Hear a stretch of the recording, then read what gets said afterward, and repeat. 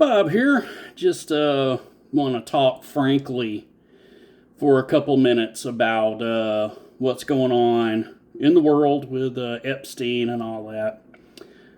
Seeing a lot of people, with a lot to say, and of course, people trying to take it at an angle from this one single issue should be the thing and all that. So I want to share some logical thoughts about that. I'm not a single issue voter.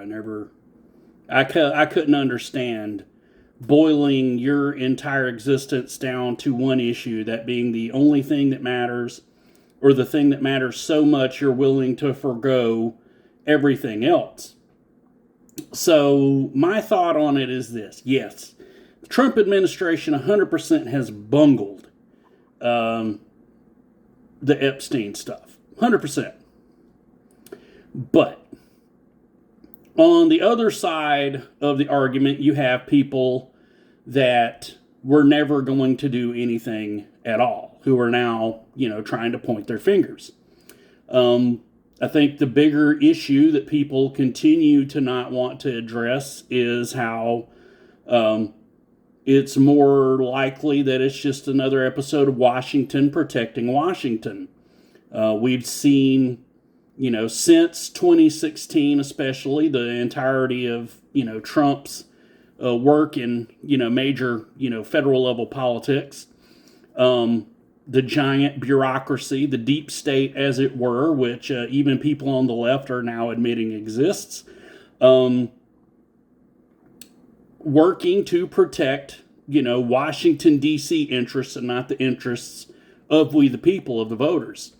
You saw it in the Ukraine impeachment when Jim Jordan was trying to question Colonel Vindman.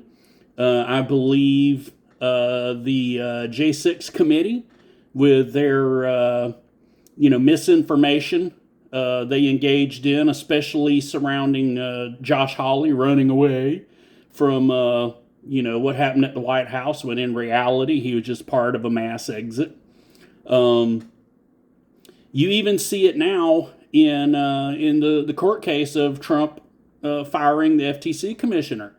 And it's hard to try to take that stance that, Trump is supposed to do everything, but Trump can do so little. So you could argue that, why doesn't Trump make everyone do, why can't we just get the Epstein files released the way they should be released? Why doesn't Trump fire everybody? Well, he's at this, his administration's at the Supreme Court right now, while interested parties in Washington try to, stymie everything he does at every turn. So it really does beg the question: how much can he do? How much are they able to do with the Epstein files based on this entrenched bureaucracy? And I'm not trying to make an excuse. I'm not anything like that. I want you to think logically. You literally have a Supreme Court justice in that case arguing on behalf of the deep state that there should be a fourth branch of government that is beholden neither to the executive branch nor to Congress, with no, completely violating the separation of powers, completely violating checks and balances. And that is insane. And it shows how bad, it should show you how bad Washington really is. So on the one hand, I do have to say, what do you expect, honestly, of those Epstein files? Because it's all of Washington. And Washington is going to protect Washington. So am I supposed to then just completely turn on the Trump administration, to turn on Donald Trump, to turn on his policies, to turn on the entire platform because of that? No. No one should. Am I upset that tariffs hurt farmers? Yeah. And it's hurt them some, but nowhere near as much as the previous decades of mismanagement, of taxation, of allowing companies to form giant conglomerations.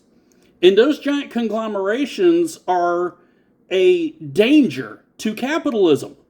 So even people on the right should be saying that those giant corporations that are hurting farmers, jacking up the prices of everything, should be broken up. You can't, there's a line you cross. There is a particular point at which you've gone too far, even with capitalism. You can't allow that. You have to have a free market. You have to have competition. And when competition is gone, you no longer have capitalism. Okay? You can't allow that. So it's not even against the platform of the party to say, okay, we need to break these companies up because they're hurting people. Right? It's not even against capitalism to break them up at that point. Okay? So you have all these things that go into whether it's hurting farmers, whether it's the ridiculousness of the whole Epstein mess. I'm not playing the game. I'm not going to play the game. Sure, those things are bad. Sure, those things are mistakes.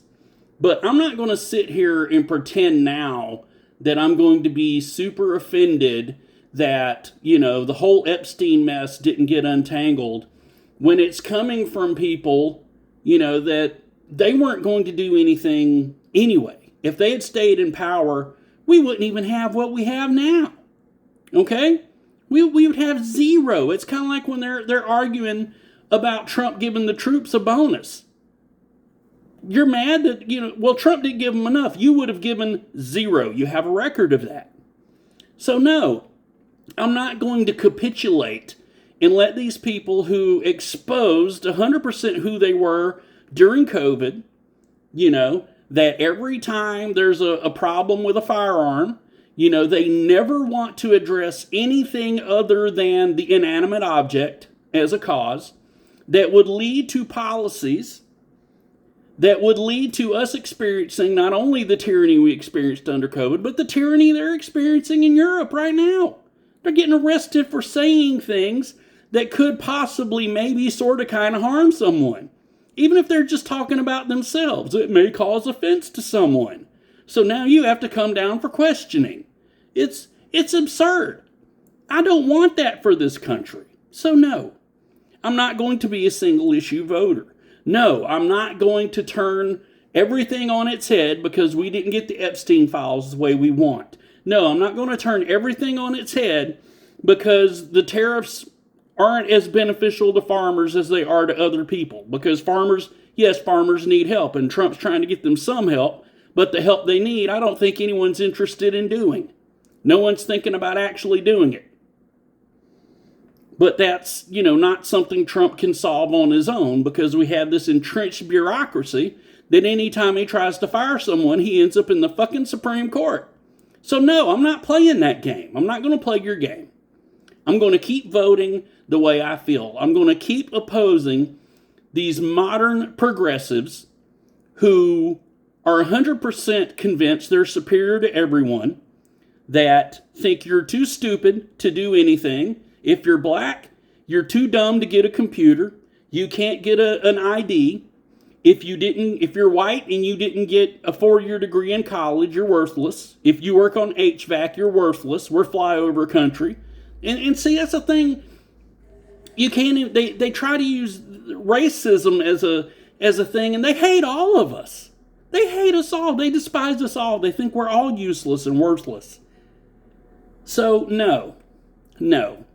Over one thing, no. I'm not turning everything on its head. Am I disappointed? Yes. I would love for all of Washington's heads to roll. I know we have a gigantic bubble with illegal immigration that if we handle illegal immigration right now, all of our prices are going to go up. I'm willing to rip off the Band-Aid. Okay? I really am. At some point, we're going to have to, or we're going to fail. So, am I going to turn everything on its head? Absolutely not. And neither should you. You need to keep your eyes open to what's actually happening in the world and all the other things that could happen if you decide this one thing is that important to you. Bob out.